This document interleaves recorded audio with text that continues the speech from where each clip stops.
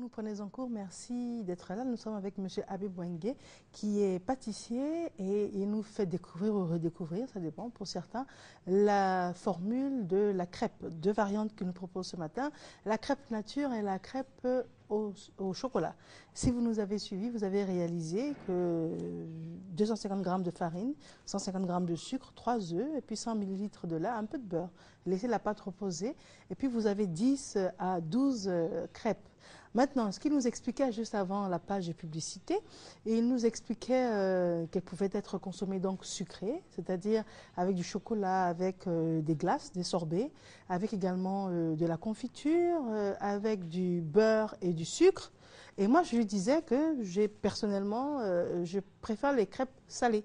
C'est ainsi qu'il nous a expliqué que pour la crêpe salée, il suffit d'enlever le sucre à la préparation de base et à rajouter une pincée de sel. C'est cela. Ça, oui. Et lorsqu'elle est salée, on peut la fourrer avec quoi? Lorsqu'elle est salée, vous pouvez toujours, c'est pareil, vous pouvez toujours déjeuner avec ça, si vous voulez, avec du thé, si vous ne consommez pas de sucre. D'accord. Avec un peu de sucre, vous pouvez consommer le thé avec. Et généralement aussi, certains aussi le mangent avec des légumes sautés. D'accord. Des légumes sautés.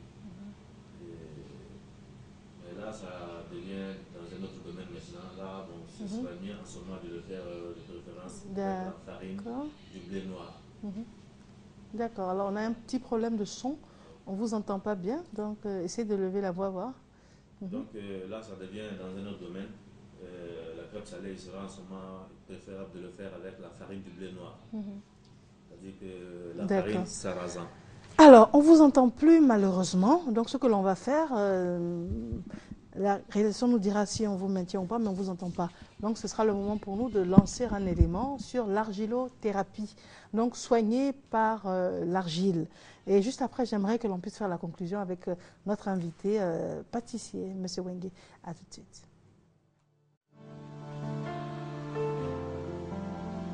C'est presque sur brancard qu'on m'a envoyé à l'hôpital. Mais aujourd'hui, je marche tout seul, je mange bien, je dors bien, je me porte bien.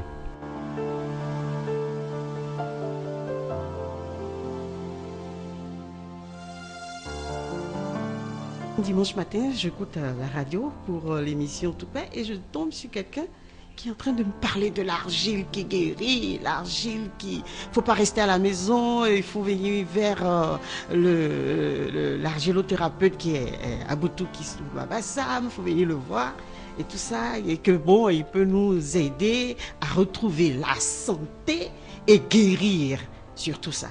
Et il doit s'installer au CHU de Treichville et ensemble travailler avec les médecins. Je dis, ça m'intéresse. C'est comme ça que je suis venue vers lui. Et le 12 avril 2013, j'ai commencé mon traitement. Aujourd'hui, je me sens très, très, très bien.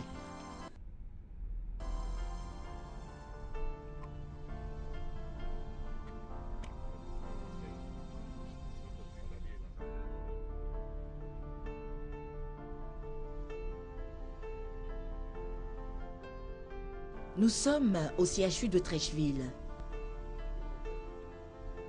Plus précisément à l'unité de la médecine traditionnelle.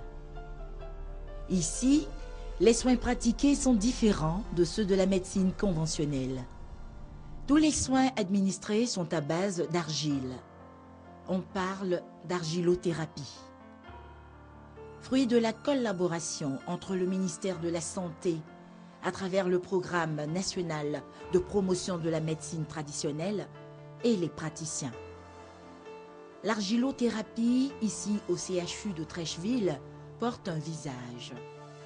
Celui de son promoteur, M. Aboutou Kofi Kwasi, potier de formation, doublé de naturothérapeute. Je me suis guéri d'une intoxication. J'ai guéri mon fils de calculs rénaux. Je suis venu à la télévision, j'ai dit, j'ai de l'argile qui guérit.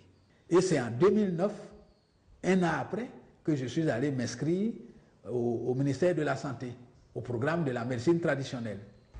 Je suis médecin, spécialiste en santé publique, également spécialiste en pharmacologie des plantes. Il faut dire que la reconnaissance de cette médecine traditionnelle ne date pas d'aujourd'hui. Elle date depuis 1978, lors de la conférence d'Alma-Ata.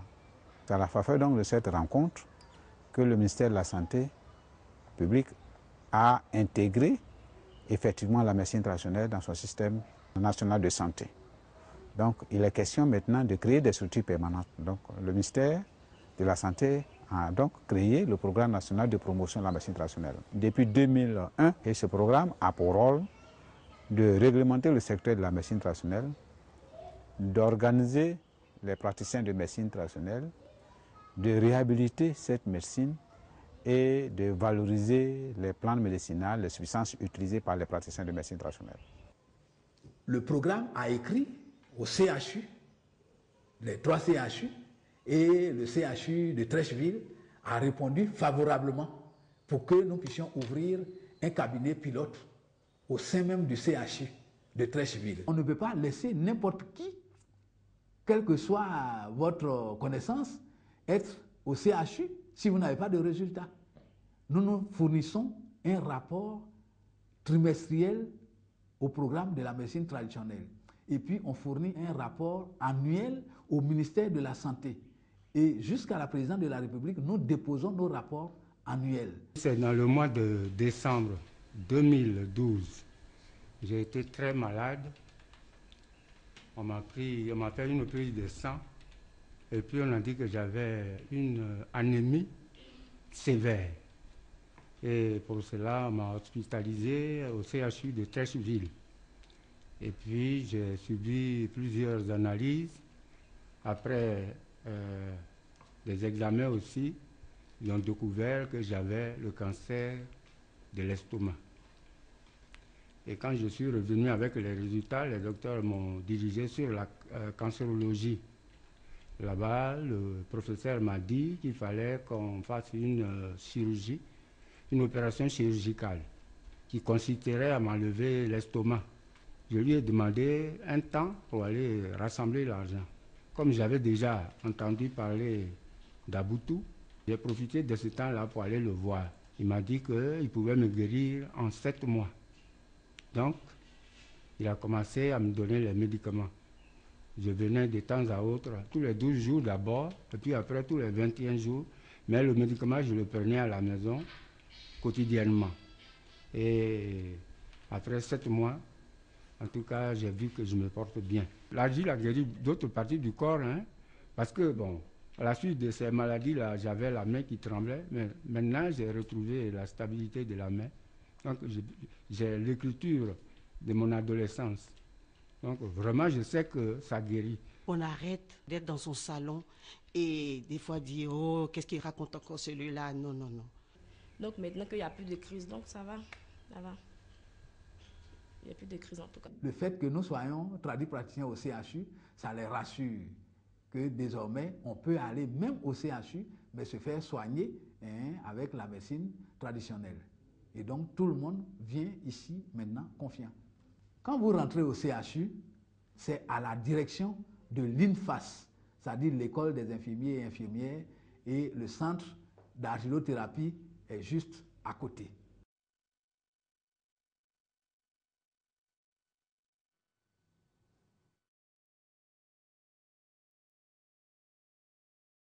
Voilà, nous sommes de retour en studio et puis c'est important, c'est impressionnant de savoir que l'on peut également guérir par l'argile. Nous avons pour ambition dans ce magazine de vous donner toutes les possibilités et ce sera à vous d'établir un choix définitif parce que selon nous, la pire des maladies, c'est bien l'ignorance. Nous avons maintenant que notre problème technique n'existe plus en ce qui concerne le son. Pour M. Habib, nous allons conclure avec M. Habib qui était venu nous présenter donc, la recette de crêpes. Nous étions sur les recettes salées et les différentes variantes de recettes salées. On peut y mettre, on peut le boire avec du thé, par exemple, lorsque la crêpe est salée. Oui, on peut le boire avec du thé, et même avec la sucrerie si vous voulez. Oui. Cela dépendra de vous. Mais de préférence, il aurait pu être moi, j'aurais dû le consommer sans sucre, quoi, parce que déjà elle est salée, donc pour ne pas compliquer D'accord. La situation, la tâche, j'allais reprendre simple avec un verre de lait et puis c'était bon quoi. C'était bon, Ouais. d'accord. Il ne faut pas trop exagérer. Sinon, moi, je vous aurais dit, on peut partir dans la crêpe avec du jambon, avec du fromage, tout ça. C'est très, très bon, mais c'est très, très riche aussi.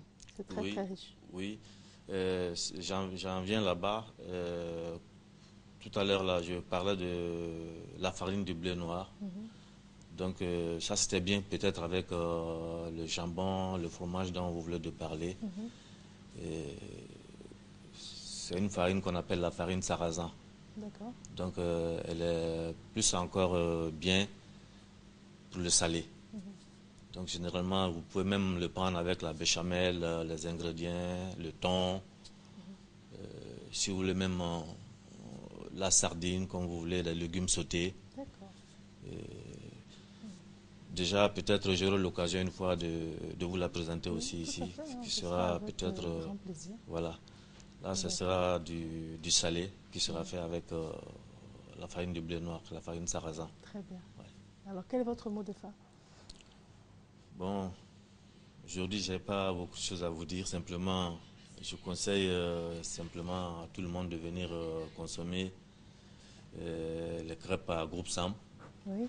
Parce qu'à partir de maintenant, nous avons une nouvelle crêpière, donc nous avons ouvert une crêperie qui fonctionne toute la journée. Donc j'appelle à tous ceux qui sont gourmands de venir consommer les crêpes là-bas. Très bien.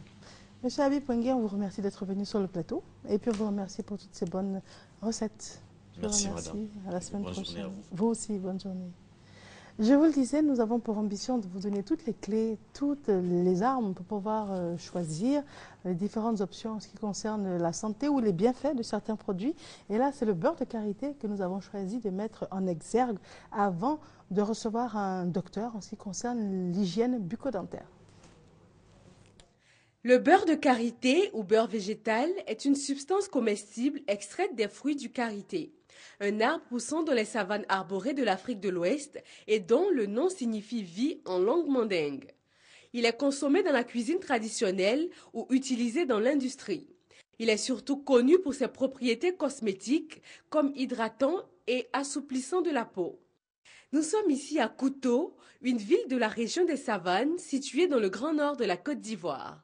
Ces femmes de la coopérative Benkadi du Grand Nord transforment la menthe de karité en beurre de karité. Lorsque la menthe est grillée, on amène ça au moulin. Ça donne ce poudre que vous voyez là. Après ce poudre, elles mettent de l'eau chaude. Bon, pour taper. Le résultat donne une pâte blanchâtre qui sera mise ensuite au feu où elle est en train de tourner. Donc c'est ce résultat qui va nous donner l'huile que nous recherchons, qu'on appelle communément le beurre de karité. Donc c'est par la suite, nous faisons la mise en carton. Ces femmes ne désespèrent jamais malgré leurs conditions de travail. Elles arrivent tant bien que mal à vaquer à leurs occupations. Les fours que vous voyez, nous avons fabriqué ça localement. Nous n'avons pas de moyens de bord. Donc nous souhaitons qu'on nous aide à moderniser ce que nous faisons. Cette activité reste la principale source de revenus des femmes de la coopérative agricole de Benkadi du Grand Nord. La récolte et l'extraction du karité sont principalement effectuées par les femmes des zones rurales.